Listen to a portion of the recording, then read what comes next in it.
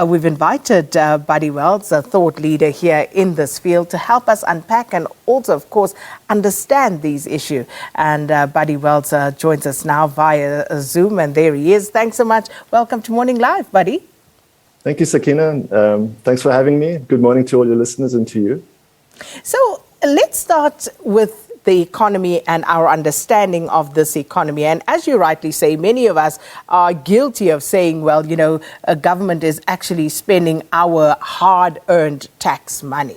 So what's wrong with that assertion? Well, if you actually look at the accounting of it, when government spends, it's creating new money. And when it taxes the money that it's taking from the private sector is destroyed.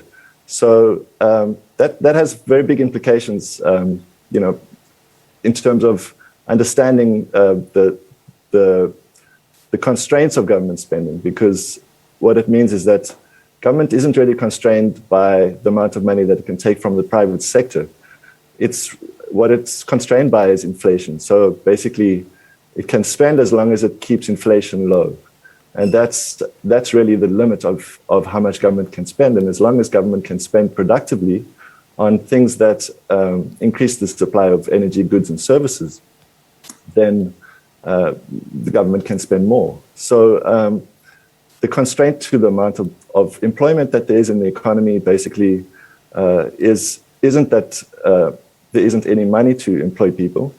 The constraint is, are there goods and services and people to be employed? I mean, goods and land and real resources.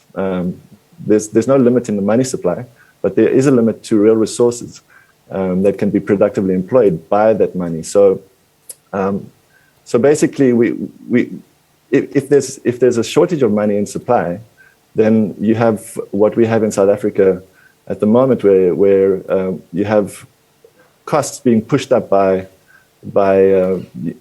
other factors, not to do with the demand for goods and services.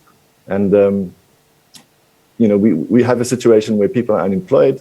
There's mass unemployment. There's people are struggling because they don't have money, and we still have inflation, but it's not caused by people driving up the price of goods and services because they've got too much money. And so to react to that by pulling money out the system with taxes and with interest is actually a backwards way of doing it. And we're actually making the situation worse. So we're creating more and more unemployment because we don't really understand how money is created and where it comes from. So is this in part why we have struggled as a country to actually grow our economy? Yes, it's exactly. If you look at the symptoms of what we're struggling with, you'll know.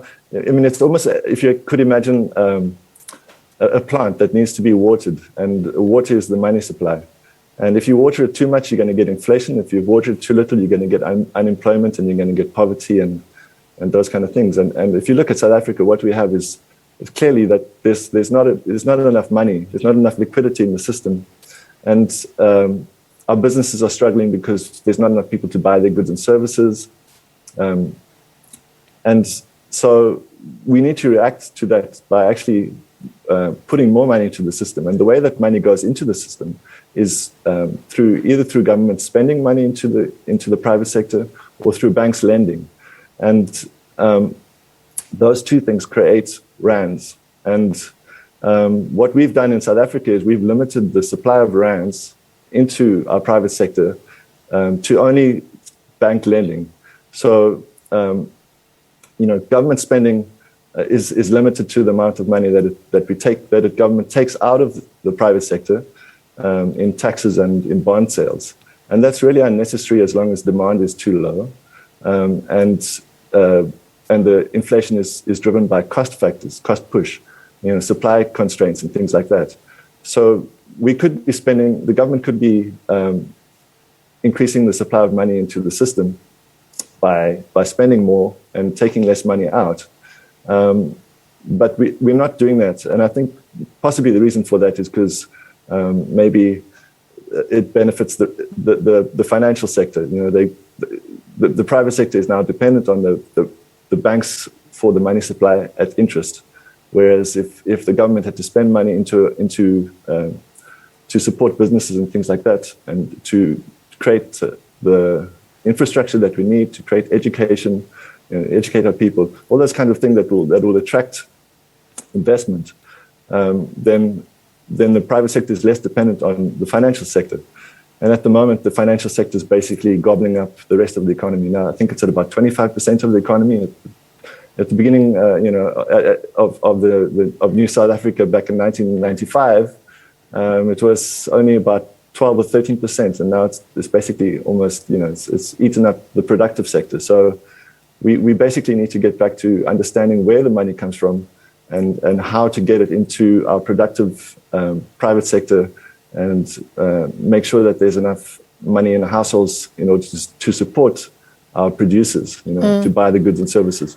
So that brings us to the role of the South African Reserve Bank, for example, because, yes, when you talk about that dichotomy about the keeping inflation low, but at the same time, having to spend in order to reduce some of the socioeconomic ills that this country is currently grappling with, why does the Reserve Bank then not seem to understand, or do they understand, or am I misunderstanding that they perhaps could do a little bit more in the sphere in which they find themselves? Yeah, they definitely could do a lot more. It's not just the Reserve Bank, but also Treasury. So they work in conjunction with each other. They're the two state actors that control the money supply into the economy. And if you look at what's driving our inflation, like let's take an example, for instance, electricity costs. The electricity tariffs. A lot of the cost that Eskom is facing is through interest payments on its debt. I think it pays it's about 50 billion rand a year just in debt and in interest payments. And the reason why it's paying that high interest is because it's not borrowing rands directly from the source of rands, which is the South African Reserve Bank, which can lend to Eskom at as low a rate as it wants to. The South African Reserve Bank is the monopoly issuer of rands, and it controls all rand interest rates. So the South African Reserve Bank could lend to Eskom at much lower prices. That would mean Eskom has a lot less costs, and it could pass those savings on to the consumers and with less electricity tariffs, and invest more into producing electricity. So we have more electricity supply at less cost. If I may interject there, Buddy, so why doesn't Eskom then borrow from the Reserve Bank? Well, that's a good question. I mean, that's something that no economist has been able to answer, that I've asked. And I think the reason is because there's private sector actors that are gaining from lending to the state at these exorbitant rates. Who's lending to Eskom? Who's lending to government? Why is government paying 300 billion rand a year in interest payments when it can borrow money directly from the South African Reserve Bank at much less, and we'd end up paying a lot less taxes that would end up, because we're directing basically, because we're limiting our state spending to the amount of money that it takes from the private sector. What we're doing is we're directing a lot of money from the productive sectors in the household towards the financial sector, because that's where the main owners of our bonds are. We're directing money away from production. We're directing money away from our households and things that we need, from investment in job creation and infrastructure, education, healthcare, safety, all those kind of things, and we're directing it towards interest payments. It's basically basic income for people who already got money, But what is the logical explanation for that? As you say, there's no reason to do it. What's the logical explanation for that? Because why is government then acting in its own worst interest? Well, the scare thing that people are saying would say was, the investors will get upset if they find out that the South African Reserve Bank is lending directly to government instead of through these private sector middlemen at a higher cost. And I can't understand why that would make investors, why that would scare investors away. Surely if we were doing things more efficiently at a cheaper rate, and we were investing in things like infrastructure, education, all those kind of things that investors really need, and we're doing it more efficiently at a cheaper cost, that's gonna be attracting investors, and so. That argument for me doesn't hold any water at all. But it is the thing that people are kind of told, and it doesn't. If you really start looking into it, it doesn't make sense, because what we're actually doing is we by directing all these high interest payments back into the private sector from the state, you're actually creating more money. So you're actually creating inflation. The state is spending less efficiently into the economy, so it's spending more money and it's getting less back into the economy. So it's actually, you're increasing the money supply by doing this. If the state had to borrow money from the South African Reserve Bank at lower interest, there'd be less interest payments into the private sector from the state, and interest payments, as I explained before, when government spends, it's creating money. So you're creating less money, and you're getting more back because you're investing more productively. Definitely a question worth asking to the relevant authorities. So the other issue there is the state spending. And the state, while it is spending, isn't spending, according to some, as much as it could or should be spending in order to try and assist the economy so that it can grow. Do you agree with that? 100%. I mean, if you look at the amount of people that the state employs per capita, it's very little. It's about 3.5 people employed by the state per 100 in South Africa. And if you think about it, we have a country where there's so much unemployment, there's so much poverty. Most people are almost completely dependent on the state for education, for healthcare, for safety, for everything. And the state's only employing 3.5 people per 100 people. And you wonder why we're having a crisis.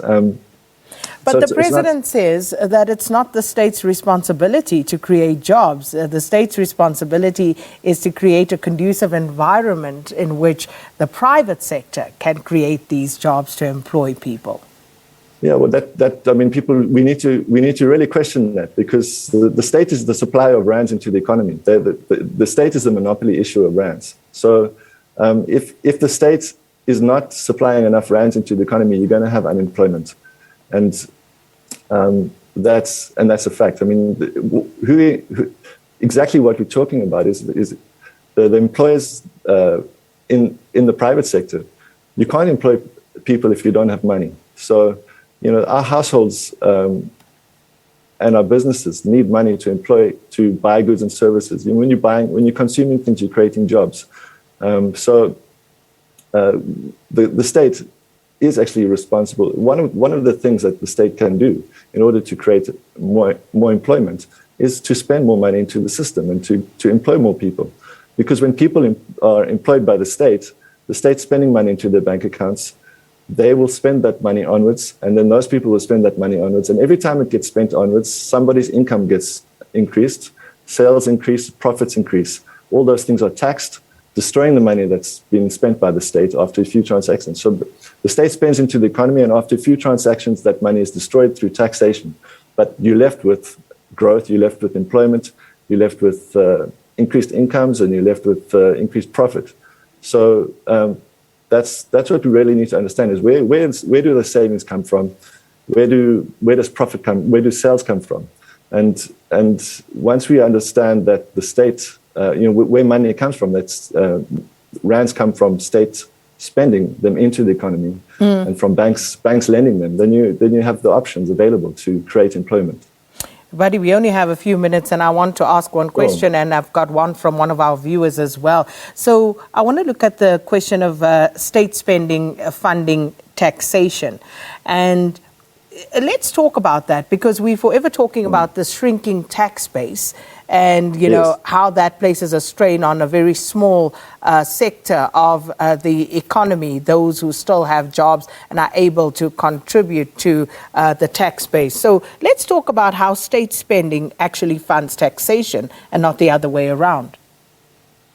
Yeah, so like as I said, when the state spends, it spends from it's got an exchequer account at the South African Reserve Bank. South African Reserve Bank funds all state spending, and basically at the end of each day, it deletes the debt that the state spending has created by subtracting the money from